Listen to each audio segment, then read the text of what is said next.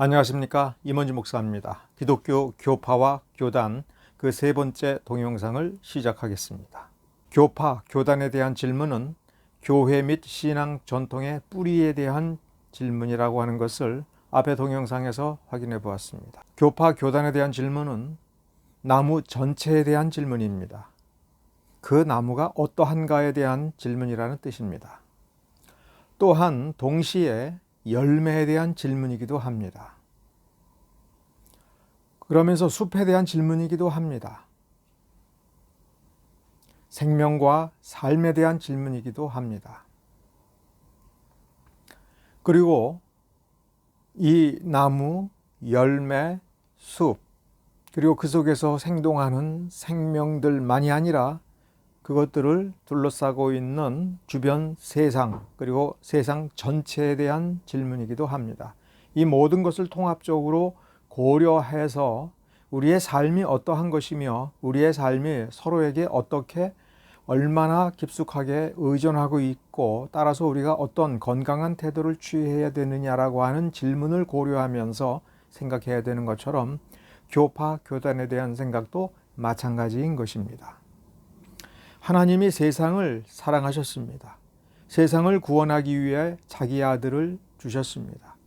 신학적으로 엄밀히 따져보면 하나님은 택자들을 구원하기 위하여 예수 그리스도를 주셨고 예수를 자신의 참된 구세주로 믿고 영접하도록 역사하셨다라고 하는 것이 엄밀한 의미의 신학적인 답변입니다. 그러나 성경은 세상을 사랑하셨다라는 말씀을 쓰셨고 세상을 구원하기 위해 자기 아들을 주셨다라고 분명하게 명백한 진술로 선언하고 있습니다. 주님께서는 너희는 세상의 소금이라고 하셨습니다. 소금은 이와 같이 바로 자신을 둘러싸고 있는 그것들을 썩지 않도록 그 생명 있는 유기체가 더 이상 썩지 않고 좋은 음식이 될 수 있도록 자기 자신을 녹여서 그 주변에 스며들어가는 것입니다. 육안으로는 이 사용된 소금은 그리고 제 역할을 하고 있는 소금은 구별이 되지 않습니다.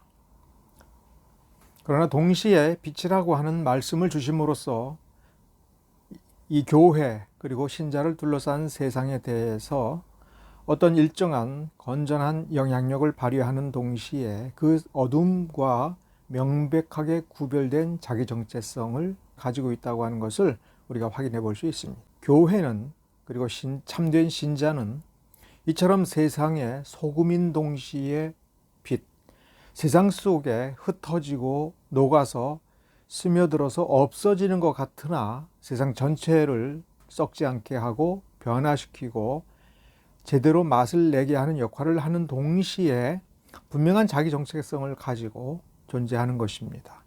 이것은 소금 한 알갱이, 촛불 하나가 할 수 있는 일이 아닙니다. 갈라디아서 6장 1절서부터 5절, 신령한 신자는 그리고 신령한 교회는 신령함으로 만족하거나 그 신령함을 돈독히 하거나 그 신령함에서 어떤 능력을 펼치는 것이 목적이 아니라 그 온유한 심령으로 잘못 행한 사람들을 바로잡고 자신을 돌아보고 자신이 동일한 시험에 빠지지 않도록 경계하고 그 잘못으로부터 자신을 지키지만 그 잘못을 행한 사람들을 바로잡고 또 그 과정에서 짐을 서로 지라고 했습니다. 그렇게 함으로써 그리스도의 법을 성취해 나아가는 것이 신자의 도리이며 교회의 목적인 것입니다. 여기에서 우리는 신자가 그리고 교회가 주변과 맺는 관계성에 대해서 깊이 생각하지 아니할 수가 없습니다. 신령한 것이 모든 것의 목적이 아닙니다. 경건한 것이 그 자체로 목적이 아닌 것입니다. 그리스도의 법을 성취하기 위해서 나아가야 되는 것, 이러한 것이 교회가 자신의 존재의 자아 정체성을 형성하는 데에 깊이 고려하고 분명히 해야 될 것입니다. 흔히 조직신학에서 이야기하고 교회론에서 말하는 참된 교회는 어쩌면 어둠으로부터 구별되는 선택되어 뽑혀지고 따로 불러 모여진, 그래서 모인 그러한 정체성, 즉 촛불과도 같은, 그래서 어둠과 구별된 자기 정체성을 분명히 가지고 있고 분명히 해야 되지만, 그러한 자기중심적인 참된 교회론에서 벗어나서 진정한 참된 교회론은 그러는 동시에 세상을 향하여 항상 빛을 뿜어내고 어둠을 몰아내고, 그리고 자기를 녹여서 세상을 썩지 않게 해주는 일정한 역할을 하면서 어떤 점에서는 자기 소멸의 길을 스스로 선택할 줄 아는 것이 교회의 참된 정체성이 아닌가 합니다. 예수님께서도 자신이 이 땅에 와서 단순히 영광을 취하는 것이 아니라 땅에 떨어져서 죽는, 그럼으로써 30배, 60배, 100배의 결실을 맺는 그런 역할을 기꺼이 선택하고 보여주셨습니다. 그러므로 세상을 경멸하고 저주하는 것은 정말이지 쉬운 길입니다. 세상을 악마화하는 것만큼 쉽고 편한 길이 없습니다. 세상을 경멸하는 그 마땅한 근거가 자기 안의 경건성, 자기 안의 거룩성, 그리고 자기 정당성이라 할 때 그것을 보존하는 가장 쉬운 길이지만, 성경에서 우리에게 가르치는 세상을 향한 사명이라고 하는 것을 버렸고 세상을 악마화하는 것만큼 자기를 천사화하고 거룩성을 드러낸다라고 하지만 사실 그것만큼 악마적인 것이 없는 것이, 그것이 성경을 통해서 신자에게 그리고 교회에게 주신 사명을 거절하고 그 성경의 의미를 자기중심적으로 재해석해서 그래서 자기 만족을 추구하는 그러한 교회론이 아닌가, 우리는 깊이 반성해 봐야 됩니다.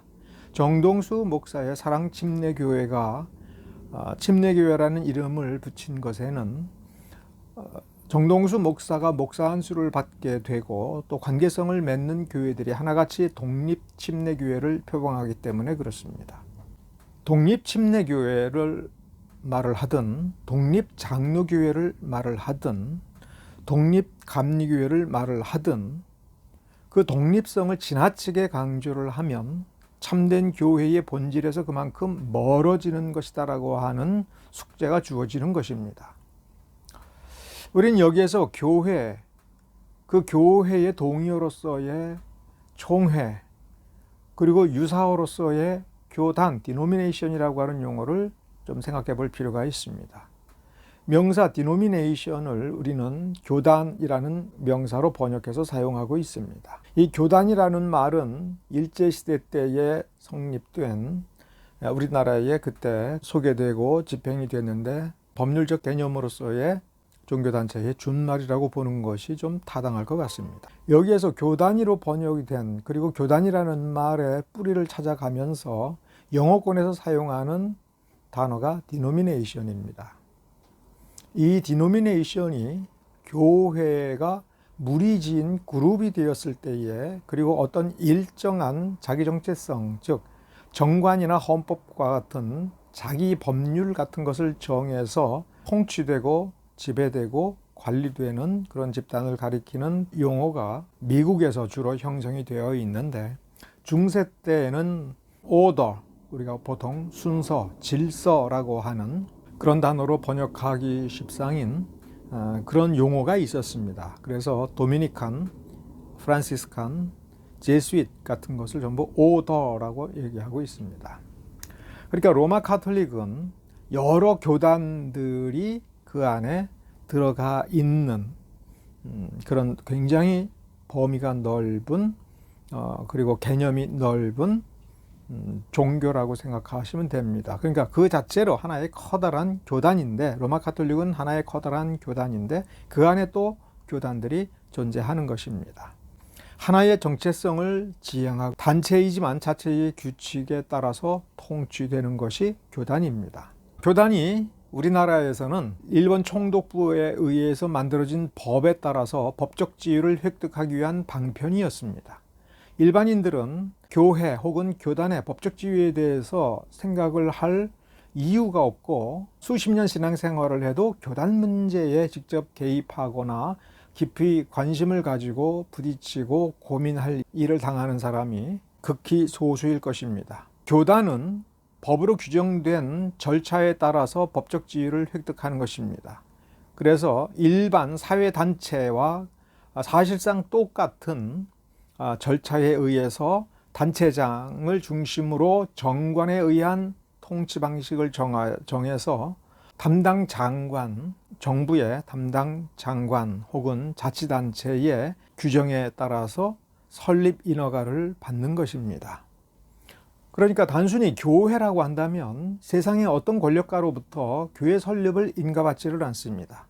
또 교회들이 모여서 교회의 목적에 더 확장된 의미에 있어서의 선교 사업, 종교 활동을 하기 위하여 총회를 세운다라고 할 때 그것을 법적 지위를 국가로부터 혹은 지방자치단체의 규정에 의하여 인허가를 받는다고 하는 것은 상상하기 불가능한 일입니다만은 일제시대 때부터 이런 일이 벌어져서 보편적으로 많이 사용되고 있는 것입니다. 이와 같이 교회 혹은 교회들의 단체가 법적 지위를 얻기 위해서는 비영리 재단을 설립하는 법에 의하여 유지재단을 설립합니다. 미국과 일본, 즉 우리에게 유지재단이라고 하는 법적 시스템을 소개한 일본도 이미 미국을 따라서 비영리 재단 속에 종교법인이라고 하는 그 제도로 바뀌었습니다. 다시 말하면 한국에는 종교법인이 없습니다. 그래서 영리법인과 비영리법인 둘로 나누어질 때 이 비영리법인 중에 재단 법인에 관련된 법적 절차에 의해서 법인격을 받습니다. 그러니까 법인이라고 하는 그 개념과 틀 속에 들어가는 것입니다. 물론 법인 설립을 받지 아니한 단체가 있으나 법적으로 나중에 문제가 되기 때문에 가급적이면은 재단법에 의하여 법인격을 부여받으려고 합니다. 그러니까 미국과 일본은, 특히 미국은 비영리 재단의 3가지 종류가 있는데 그 중에 종교법인이라고 하는 별도의 구분이 존재해서 교회가 개별적으로 자기 교회 한 교회 단위로 종교법인을 받는 것이다라고 보면 됩니다. 한국에서는 개교회가 종교법인이 아니니까 별도로 재단을 설립을 해야 되는데 이게 불편한 데가 있습니다. 미국과 일본, 특히 미국은 개개의 교회마다 종교법인법에 의하여 법인격을 개별교회가 갖습니다. 교단체제, 우리나라 방식의 교단체제에 대해서 생각해 보겠습니다. 개별교회가 개별적으로 법적 지위를 획득하는 게 아닙니다. 개별교회는 총회로 구성한 뒤 총회가 유지재단 방식으로, 그러니까 이 비영리 재단 법인 방식으로 법적 지위를 받기 때문에 개별교회는 그 재단에 구속이 되고 총회 헌법이라고 하는 실질적으로는 정관, 최고 정관에 종속이 됩니다. 그런데 개별교회는 총회 헌법을 직접 손댈 수가 없도록 그 총회 헌법상 규정이 되어 있기 때문에 다만 노회법과 총회법에 의하여 노회와 총회의 관리 감독을 받는 것으로 규정되고 있습니다. 그래서 개별교회는 부동산 등기를 유지재단이라고 하는 단체명 하나의 법인을 만든 뒤에 거기에다가 기부하는 방식으로 되어 있고 소유권을 그래서 유지재단에 넘겨주고 개별교회는 그것을 다시 사용권만 갖는 것입니다. 그러니까 장기적으로 보고 100년, 200년이라는 시간을 놓고 보면 개별교회는 교회 부동산을 자기 명의로 소유하지를 않고 유지재단에 헌납하고 시간 제한 없이 무기한으로 그 사용권만 받는 것입니다. 옛날에는 이게 상관이 없습니다. 그러나 지금처럼 신도시가 개발이 되고 수없이 이사를 다니고 할 때에 이 부동산을 처리하는 과정에서 상당한 문제가 되고 나중에 잊어버리게 됩니다. 그런 재산이 있는지. 그런 점에서 매우 개별교회와 신자들에게는 불리한 방식인 것입니다. 좀 더 궁극적으로 불리한 점은 교리적 오류를 시정할 수가 없습니다. 성경을 연구하다가 보면 이건 좀 말이 안 된다.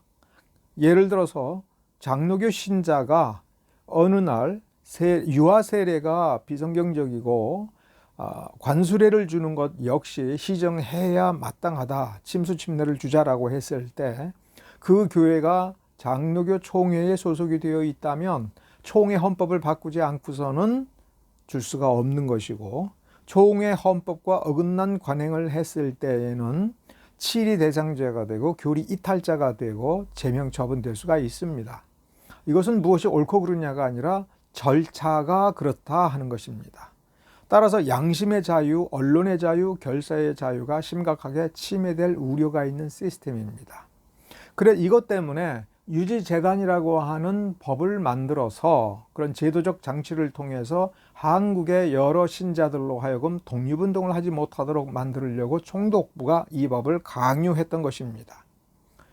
그리고 총회의 이 여러 가지 행정 방식이 세속 법에 의하여 법원에 의해서 구속력을 가질 수 있는 정관이 됨으로써 그 교회에 서로 소통하고 대화하고 합의하고 함께 기도하면서 서서히 자기 오류를 시정해 나아갈 수 있는 어떤 그런 성격이 퇴색이 되고 명령, 지시, 통제가 일반적이고 보편적인 원칙이 됩니다.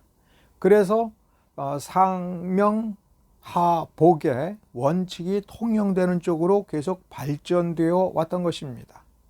그리고 이 총회법을 개별 교회나 여러 교회가 밑에서부터 위로의 상향식 개혁에 의한 개선, 개량, 수정 이런 것들이 거의 불가능합니다. 그래서 교단 체제는 끊임없이 분열할 수밖에 없습니다. 뉴스앤조이의 2019년 1월달 기사에 의하면 한국의 교단이 총 374개로, 즉 명단이 확인될 수 있는 것만 374개라는 것입니다. 그 중에 대한예수교 장로회라고 하는 명칭으로 된 교단만 286개입니다. 이렇게 끊임없이 분열할 수밖에 없는데 이 끊임없이 분열할 수 있는 것은 이미 미국에서 19세기에서 20세기로 넘어오면서 미국 교회가 가지고 있는 매우 치명적인 약점이기도 합니다. 이 자료, 즉 2016년에 합동 측의 유명한 교수님께서 리포트로 제출했던 것입니다. 미국의 주요 장로교단, 그런데 합동 측과 신앙과 신학 노선이 거의 일치하는 교단만 파악한 것입니다. 미국에서 가장 큰 장로교 교단인 PCUSA는 진보적 성향의 총회라고 교단이라고 인정해서 이 보고서에서는 뺐습니다. 합동 측과 신앙 노선이 유사한 교단만 보고서로 작성을 했는데 살펴볼 필요가 있습니다. 미국 장로교 PCA, 팀 켈러 목사님이 있는 교단으로 유명하죠. 캐나다와 미국을 합한 전체 북미 대륙에 1831개 교회가 있으니까 한국의 합동측 장로교단의 뭐 한 5분의 1 되겠습니까? 예, 그 정도고 이 PCA 소속 한인교회가 181개입니다. 그러니까 합동측과 노선이 같은 이 교단 중에 가장 큰 교단이 바로 이 PCA입니다. 1831개 교회. 미국 정통 장로교회는 1929년에 당시 장로교단에서 분열되어 나온 교단입니다. 대표적인 학교가 웨스트민스터 디올로지컬 세미나리, 탁월한 지도자가 그레샴 메이첸 박사입니다. 교회수가 273개, 그러니까 현재 한 300개 정도죠. CRC라고 하는 크리스찬 개혁 교단입니다. CRC는 원래 뿌리가 네덜란드 이주민들이 집단으로 건너와서 미국에 정착을 했습니다. 17세기 네덜란드 이주자들이 지금의 뉴욕, 당시로서는 네덜란드가 지배하고 있었던 뉴 암스테르담에 이주에 들어와서 그곳에 화란 교회, 네덜란드의 그 미국 지부교회를 세웠습니다. 그래서 본국 교회의 통제를 따르는 네덜란드 교회를 세웠습니다. 17세기 후반에는 제한된 수준의 권한, 자치권을 받고 있다가 18세기에 들어서서 이 식민지파와 네덜란드파로 양분됩니다.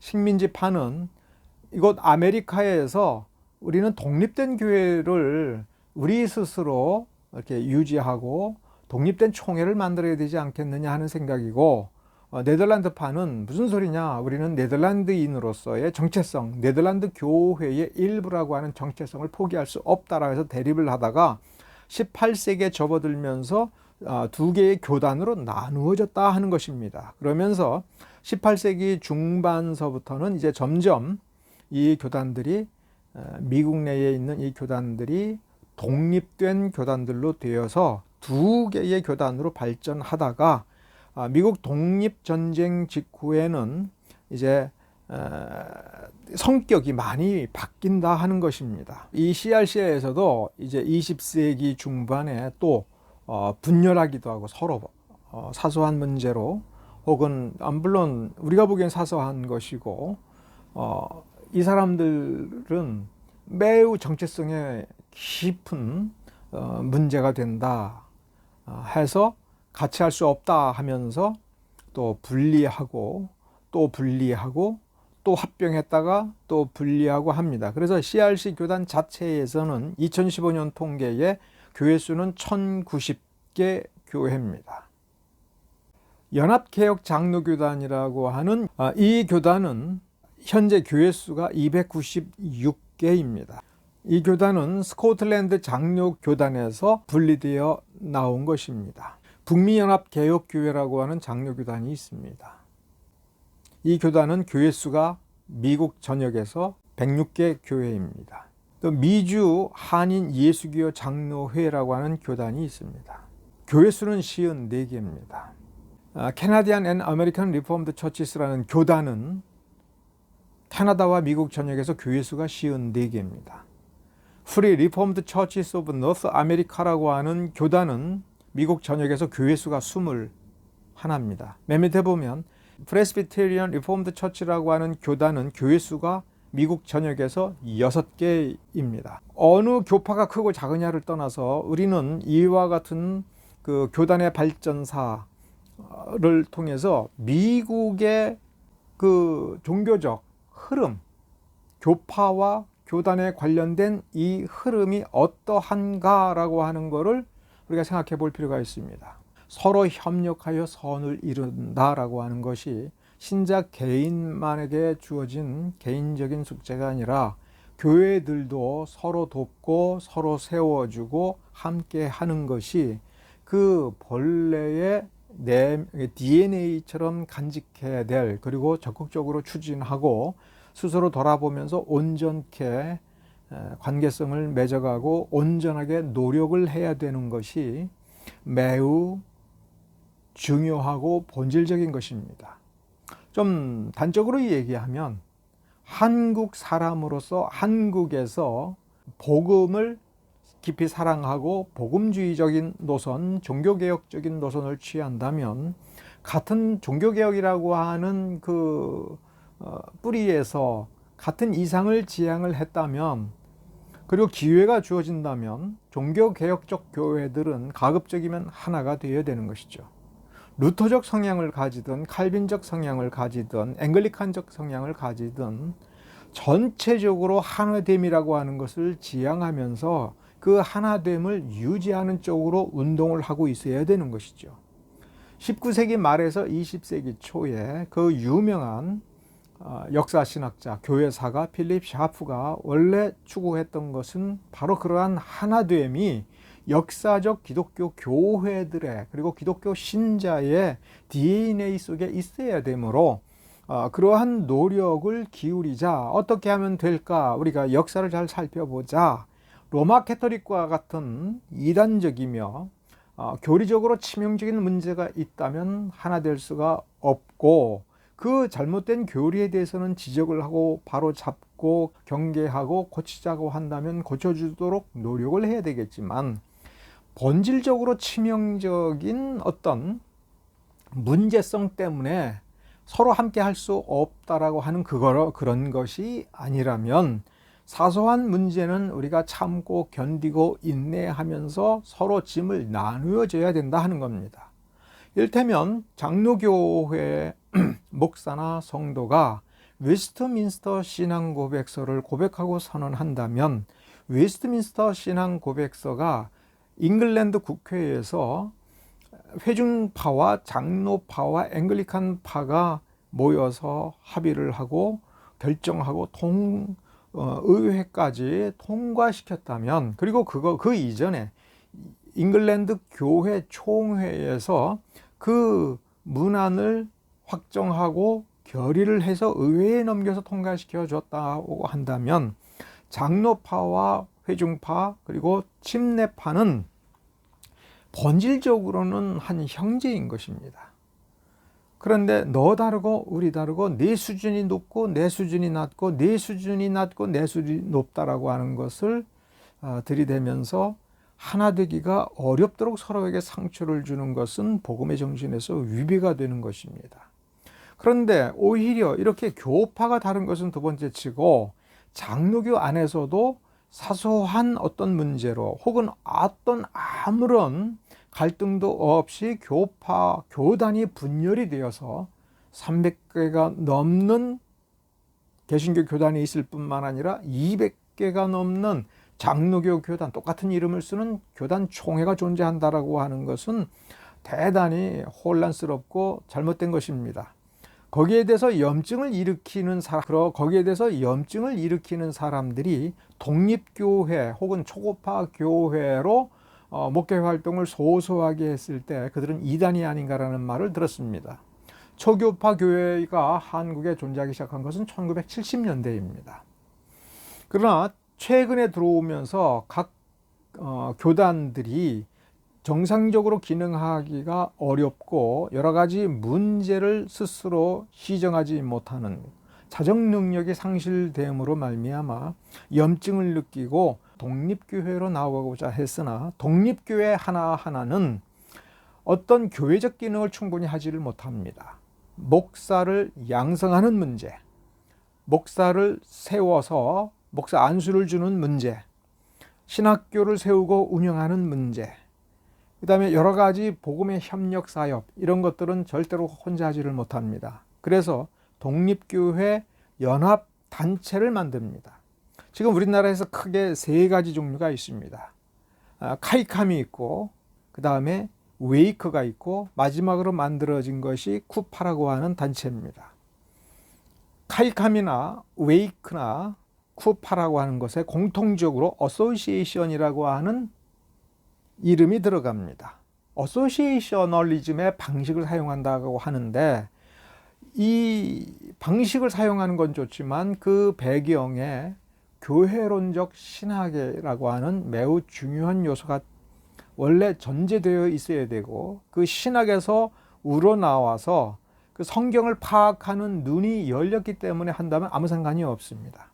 그러나 개교회의 독립성을 지나치게 강조하면서 어소시에이션이라고 하는 측면에서 무조건 우리는 관여하지 않는다, 복음 사업은 협동으로 한다라고 얘기할 때에 이것은 좀 문제가 있을 수 있는 거죠. 공적 신학이라고 하는 어떤 중심축이 존재하지 않습니다. 그냥 우리는 총회라고 하는 어떤 개념을 좀 드러내는 쿠파와 같은, 그 맨 끝에 이름을 보면 연합총회라고 이름을 붙였죠. 그런데 웨이크나 카이캄은 총회가 아니라 그냥 연합회라고 하는 사단법인으로 설립인가를 받습니다. 한국 개신교 미래연합이라고 하는 총회에 보면은 오른쪽에 보면 지금 쿠파 법인정관을 이렇게 공시를 해놓고 있지 않습니까? 그럼 여기에 보면은 제4조의 1과 2, 3을 읽어보면 독립교회를 보호한다. 그리고 3번에 보면 외국 독립교회와 공동사업을 한다. 그리고 네 번째 독립교회 선교지 개척 및 지원을 위한 사업을 한다. 이렇게 되어 있습니다. 그러면 개념적으로 보면 독립교회는 무엇이냐라고 한다면 독립교회는 교파에 소속이 되지 않는다라고 하는 건 70년대에 초교파 운동을 하던 사람들의 생각이고, 지금 현실적으로 독립교회, 그리고 정동수 목사가 언급하고 있는 독립침례교회에서의 그 독립은 그 개교회 하나가 완벽한 의미에서의 교단 역할을 한다 하는 것입니다. 그것이 정동수 목사의 사랑침례교회와 관련이 있는 웨이크 목사의 바이블 포 투데이 교회, 그리고 미국 랭카스터 침례교회가 독립침례교회라고 하는데 그들의 방식인 것입니다. 그런 점에서 충분히 성경적이지 않습니다. 충분히 성경적이지 않다라고 하는 것은 교리적으로 문제가 될 때에 어떤 누구도 이 교회를 간섭할 수 없다는 것입니다. 시정해 줄 수 있는 어떤 누구도 옆에 친구가 존재하지 않는다는 것입니다. 누구도 자기가 어떤 아이디어를 내고 그것을 추진할 때에 아주 친밀한 친구에게 내가 이런 생각을 가지고 있는데 네가 보기에 어떠냐? 네가 보기에 내 생각이 똑바른 길을 가고 있느냐라고 물어보는 친구가 원래는 있어야 되는 것입니다. 그러한 관계성 속에서 교회들의 부패를 막고 기독교를 이 수렁에서 건진 개혁의 역사가 초창기 유럽 교회의 역사에도 분명히 존재합니다. 그런데 이 사랑침례교회는 그런 관계성을 갖는 교류가 사실상 없다 하는 것입니다. 그런 점에서 독립침례교회는 내 맘대로 교단이 되는 겁니다. 그리고 사랑침례교회는 정동수 목사와 나란히 목사가 되어서 목회적 차원에서 신학을 고민하고 토론하고 합의를 하고 협의를 하는 어떠한 신분을 가진 사람도 존재하지 않습니다.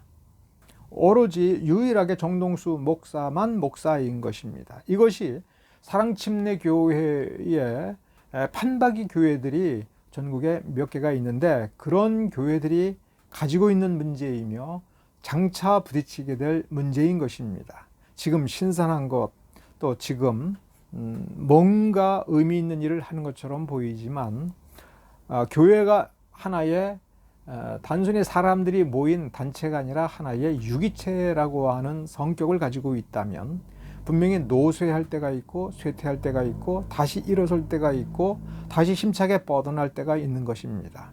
생로병사의 순환주기는 육적 측면, 세상에 존재하는 여러 사람들의 합이라는 점에서 이 생로병사의 패턴을 어느 정도 따라갑니다.